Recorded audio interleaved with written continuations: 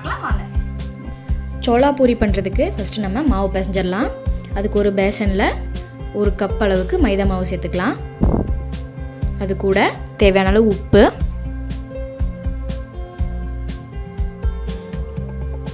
அப்புறம் ஒரு 1/4 spoon soda உப்பு சேர்த்துக்கலாம். அப்புறம் 3 டேபிள் ஸ்பூன் தயிர் சேர்த்துக்கலாம்.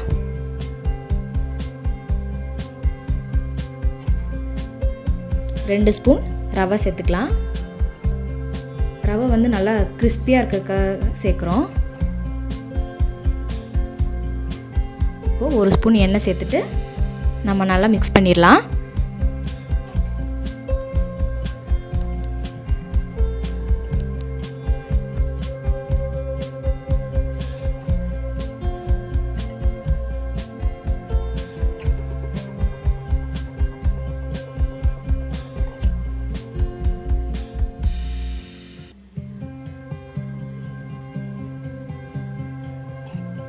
இப்போது கொஞ்சம் கொஞ்சமாக தண்ணி சேர்த்து நம்ம மாவு பிசைஞ்சிக்கலாம்.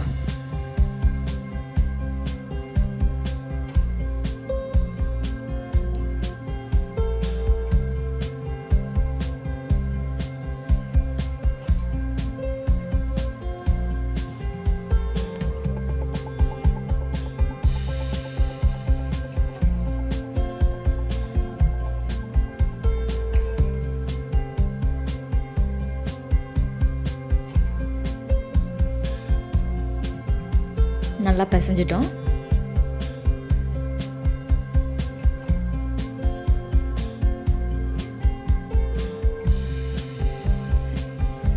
இப்போது காயாமல் இருக்கிறதுக்காக கொஞ்சமாக எண்ணெய் தடவி வச்சிடலாம்.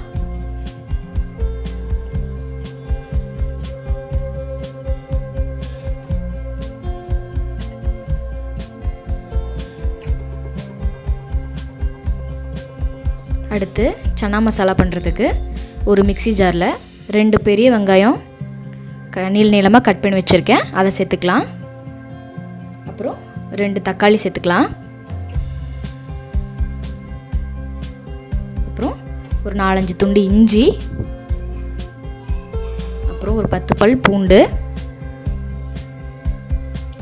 கொஞ்சமாக வேக வச்ச வெள்ளை சுண்டலையும் சேர்த்துக்கலாம். சேர்த்துட்டு இதை நம்ம அரைச்சி எடுத்துக்கலாம்.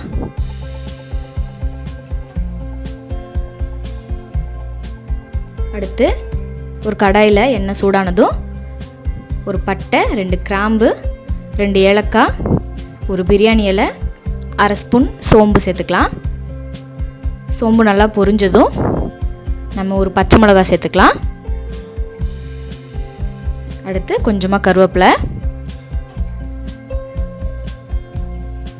நல்லா பொரியட்டும். இப்போ நம்ம அரைச்சி வச்சுருந்த வெங்காய தக்காளி பேஸ்ட்டு சேர்த்துக்கலாம்.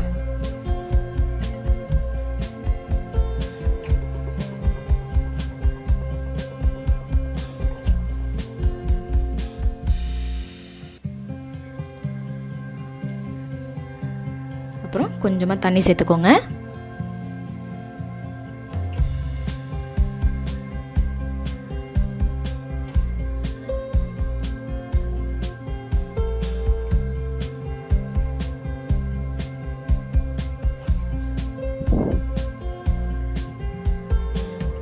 இப்போ நம்ம 1/4 ஸ்பூன் மஞ்சத்தூள் சேர்த்துக்கலாம். அடுத்து 1 ஸ்பூன் மிளகாத்தூள்,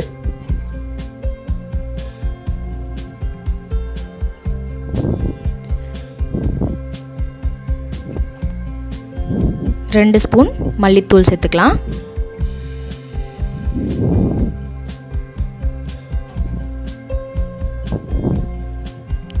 அப்புறம் 1 ஸ்பூன் கரம் மசாலா சேர்த்துக்கலாம். சேர்த்துட்டு நல்லா கலந்துக்குங்க.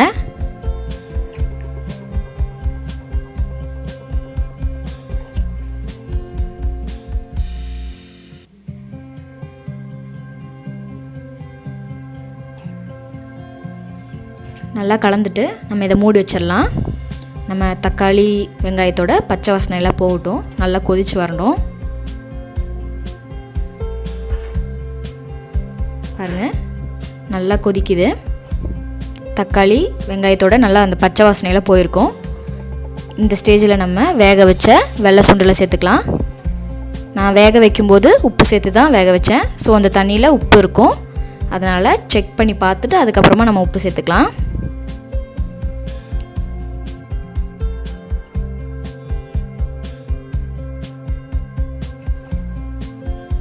மூடி வச்சிடலாம், நல்லா கொதிக்கட்டும்.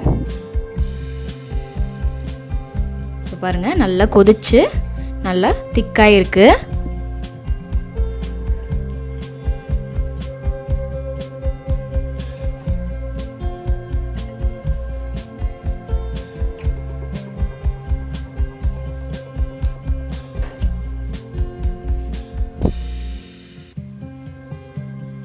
இந்த ஸ்டேஜில் நீங்கள் உப்பெல்லாம் செக் பண்ணி பார்த்துக்கோங்க. அப்புறம் கடைசியாக கொஞ்சமாக எலுமிச்சம்பழம் சாறு புளிஞ்சு விட்டுட்டு நம்ம அடுப்பு ஆஃப் பண்ணிடலாம். சன்னா மசாலா ரெடி ஆகிடுச்சு. அடுத்து சோளாப்பூரிக்கு கொஞ்சமாக மாவு எடுத்து நம்ம தேய்ச்சிக்கலாம். ரொம்ப திக்காக தேய்க்காதீங்க, அதே மாதிரி ரொம்ப மெலிசாவும் தேய்க்காதீங்க. ரொம்ப மெலிசாக தேய்ச்சிட்டோம்னா பூரி வந்துட்டு உப்பிவே வராது. ஸோ ஓரளவுக்கு திக்காக தேய்ச்சிக்கலாம்.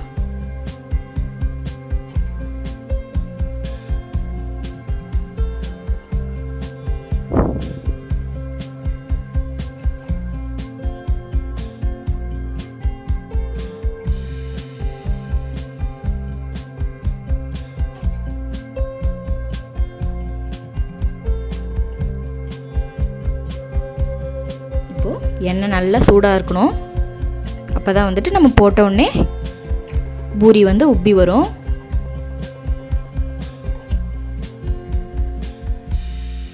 பாருங்கள், நல்லா உப்பி இருக்கு. இதை இப்போ திருப்பி போடலாம்.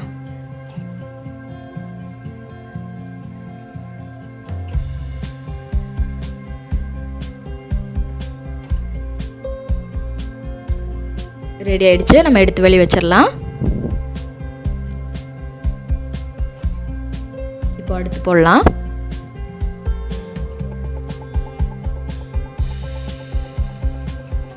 பாருங்க, பூரி உப்பி வரலைன்னா இந்த மாதிரி லைட்டாக ப்ரெஸ் பண்ணி விடுங்க.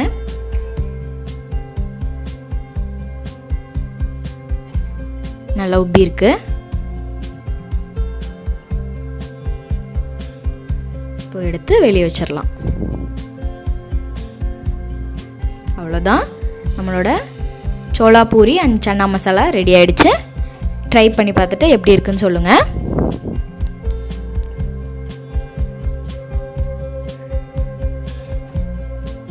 சோளாப்பூரி அண்ட் சன்னா மசாலா எப்படி பண்ணுறதுன்னு பார்த்துருப்பீங்க. உங்களுக்கு இந்த வீடியோ பிடிச்சிருந்துச்சுன்னா லைக் பண்ணுங்கள், ஷேர் பண்ணுங்கள், கமெண்ட் பண்ணுங்கள். அப்புறம் மறக்காம என்னோட சேனலுக்கு சப்ஸ்கிரைப் பண்ணிவிட்டு பக்கத்தில் இருக்கிற பெல் ஐக்கானை கிளிக் பண்ணுங்கள்.